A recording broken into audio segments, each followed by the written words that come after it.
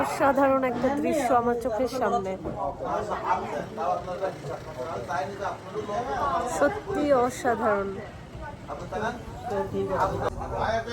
এরকম একটা দৃশ্য দেখতে দেখতে দুপুরে খাওয়া দাওয়া করব, ভাবতেই কেমন লাগছে তাই না? ঝলমলে রোদ আর ঠান্ডা বাতাস, পাহাড়ের সামনে বসে খাওয়া দাওয়া, খাবো নাকি দৃশ্য দেখবো, অসাধারণ। অন্যরকম এক অনুভূতি কাজ করতেছে, খুবই ভালো লাগছে। ভাত, আলু ভর্তা, সবজি, ডাল, গরু, চিকেন।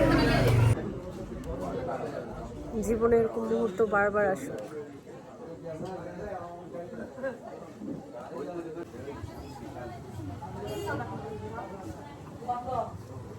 মনে হচ্ছে এখানেই বসে থাকি, আর নাও ঠিক, বাট এখন উঠতে হবে।